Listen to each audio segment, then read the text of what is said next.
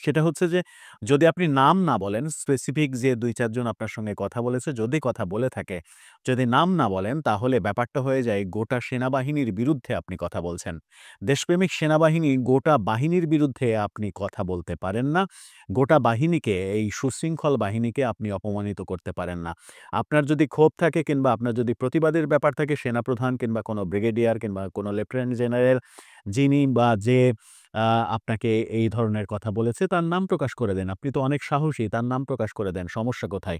নাম প্রকাশ না করলে গোটা সেনাবাহিনী অভিযুক্ত হয়, আর গোটা সেনাবাহিনী অভিযুক্ত হলে এটা লেজে গবরে অবস্থা হবে। এটা আখেরে ভালো কিছু দেবে না। সেনাবাহিনীর আ বিরুদ্ধে অবস্থান নেয়ার পরে আমরা আ গত রাতেও দেখেছি সেনাবাহিনী রাজধানীতে ব্যাপক টহল দিচ্ছে।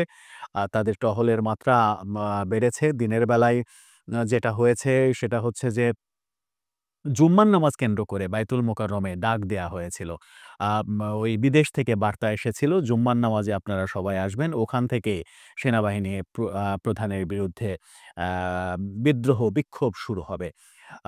সেটা সেনাবাহিনী টের পেয়েছিল এবং রাজধানীতে এত বিপুল পরিমাণ সেনাবাহিনী নেমে গিয়েছিল, বায়তুল মোকাররম পুরো ঘিরে রেখেছিল, যার কারণে এই আম আহ্বানে কেউ সাড়া দেয়নি। আর সেনাবাহিনীর বিরুদ্ধে আ স্লোগান দেয়া, সমাবেশ করা এরকম আহ্বান যখন জানানো হচ্ছে, তখন নাগরিক পার্টির অবস্থাটা কেমন আসলে? তারা আজকে এই বিকেল ৩ টায় সমাবেশ ডেকেছে শাহবাগে। শাহবাগে সমাবেশের ব্যাপারটা আগে বলে নিই, নাগরিক পার্টির অবস্থার কথা পরে বলি। কদিন আগে সরকার একটা বিজ্ঞপ্তি জারি করেছিল। প্রধান উপদেষ্টার বাসভবন যমুনা এবং তার আশেপাশে এলাকা, স্পেসিফিকলি কাকরাইল এবং শাহবাগ এলাকা, ইন্টারকন্টিনেন্টালের এই এলাকা, এই এলাকায় কোনো সভা-সমাবেশ করা যাবে না। নিষিদ্ধ ঘোষণা করা হয়েছিল। তাহলে জাতীয় নাগরিক পার্টি শাহবাগে কিভাবে সমাবেশ করছে? সেই প্রশ্ন উঠবেই। এখন পর্যন্ত সরকার তো পাল্টা কোনো বিবৃতি দিয়ে, কোনো প্রেস নোট দিয়ে জানায় নাই যে শাহবাগের সমাবেশ না করার ব্যাপারে তাদের যে বিধিনিষেধ সেটা তুলে নেয়া হলো। তার মানে হচ্ছে যে এখনো নিষেধাজ্ঞা রয়েছে।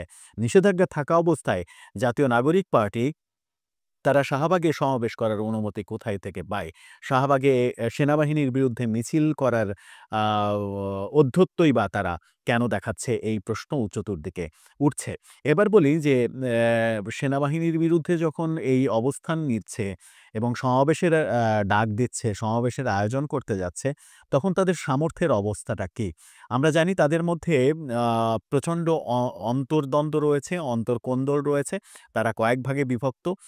পাল্টা একটা রাজনৈতিক দল তৈরি করার ঘোষণা এসেছে। ছাত্রদের বৈষম্যবিরোধী ছাত্র আন্দোলন থেকে ছাত্রদের একটা দল তৈরি হয়েছে। জাতীয় নাগরিক পার্টি এনসিপি তৈরির পরে আরেকটা পার্টি আ তৈরির ঘোষণা ইতিমধ্যে একেবারে আনুষ্ঠানিকভাবে এসেছে। সেরকম অবস্থায় তারা নিজেরাই যখন বিচ্ছিন্ন হয়ে গেছে বিভিন্ন জন থেকে বিভিন্ন জন, তখন আ তারা তাদের ডাকে কতটা সাড়া মেলবে? হ্যাঁ, অনলাইনে সামাজিক যোগাযোগ মাধ্যমে যেহেতু অনেক ফ্যান ফলোয়ার রয়েছে, সেখানে ৩, ৪, ৫, ৬ লাখ লাইক পাওয়া, আ ব ১-২ লাখ শেয়ার দেয়া, এইটা আ খুব সহজেই সম্ভব যেখানে হয়েছে। সমাবেশে সফল হওয়াটা কতটা সম্ভব হবে? আ সেইটা নিয়ে যথেষ্ট প্রশ্ন রয়েছে।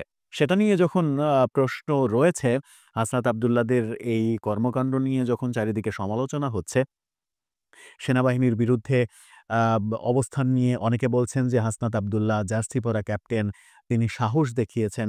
এই সাহসের ব্যাপারেই বাংলাদেশের বরেণ্য উপস্থাপক, আ একসময় যিনি টেলিভিশনে শুভেচ্ছা নামে জনপ্রিয় একটি উপস আ ম্যাগাজিন অনুষ্ঠান উপস্থাপনা করতেন, আম আব্দুন নূর তুষার, তিনি তার ফেসবুকে লিখেছেন, "ভীতু লোক ভয়ে লাফ দেয় আগুন ধরা বাড়ির ছাদ থেকে।" যদিও লাসপেন্সাররা বলবে এত উঁচু থেকে লাফ দেয়া বিরাট সাহসের ব্যাপার, বিরাট সাহসের বিষয়। এটা আসলে সাহস নয়, এটা আতঙ্কের বহিঃপ্রকাশ। তিনি বলতে চেয়েছেন যে যেটাকে আপনারা সাহস বলছেন, একটা বাড়িতে যখন একটা উঁচু বাড়িতে যখন আগুন ধরে, তখন ছাদে থেকে মানুষ প্রাণ ভয়ে আ লাফ দেয়। ভীতু মানুষরা প্রাণ ভয়ে লাফ দেয় আগুন থেকে বাঁচার জন্য। তিনি হাসনাত আব্দুল্লাহকে ইঙ্গিত করেই এটা লিখেছেন বলেই মনে হচ্ছে বিভিন্ন আ ইয়াতে পর্যবেক্ষণে। সাহস বলতে আসলে যেটাকে মানে মূলত এই কথার ভাষায় যেটা বোঝা যায় সেটা হচ্ছে যে সাহস বলতে হাসনাত আব্দুল্লাহ সেনাবাহিনীর বিরুদ্ধে কথা বলেছেন, সাহস দেখিয়েছেন। এই সাহসটা আদতে সাহস নাকি আম এক ধরনের ভয় থেকেই তিনি লিখেছেন, যেটা তিনি তার পোস্টেও উল্লেখ করেছেন যে এই পোস্ট দেওয়ার পরে তার কি হবে তিনি জানেন না।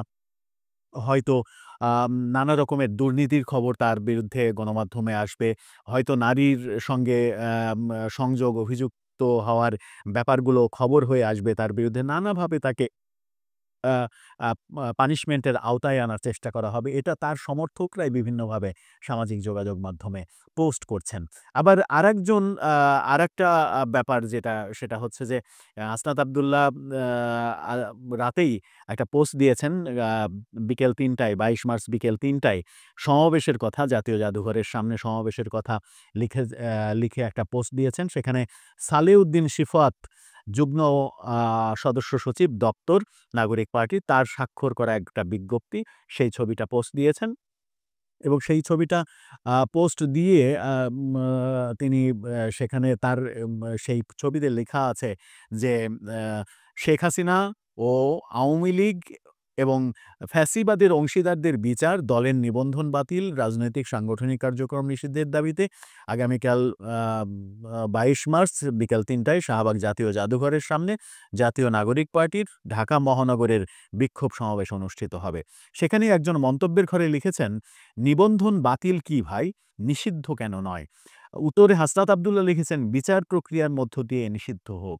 তার মানে হচ্ছে যে আওয়ামী লীগকে নিষিদ্ধ করছে না সরকারের যে স্পষ্ট অবস্থান, সেটা জাতীয় নাগরিক পার্টি বুঝে গেছে। সেই বোঝাটা হাসনাত আব্দুল্লাহর এই স্ট্যাটাসের কমেন্টের রিপ্লাইতেও স্পষ্ট হয়ে যায়। তাই এখন নিষিদ্ধ চেয়ে আসলে লাভ নেই। তাদের নিবন্ধন বাতিল চাচ্ছে। আপাতত নির্বাচন কমিশন থেকে নিবন্ধন বাতিল করা এবং আদালতে বিচারের মাধ্যমে আওয়ামী লীগকে নিষিদ্ধ করা, সেই দিকেই যাচ্ছে। তার মানে দাবিতেও একটা আ কি বলবো যে একটা পরিবর্তনের একটা ছাপ দেখা যাচ্ছে, যেটা হাসনাত আব্দুল্লাহর রিপ্লাইতে বোঝা যাচ্ছে। এই দাবি যখন হচ্ছে তখন আমরা গত রাতে দেখলাম যে একটা আ অনলাইন প্ল্যাটফর্মের টক শোতে সাংবাদিক ইলিয়াস হোসেন এবং পিনাকি ভট্টাচার্য এই দুজন উপস্থিত ছিলেন কনক সারোয়ারের অনুষ্ঠানে।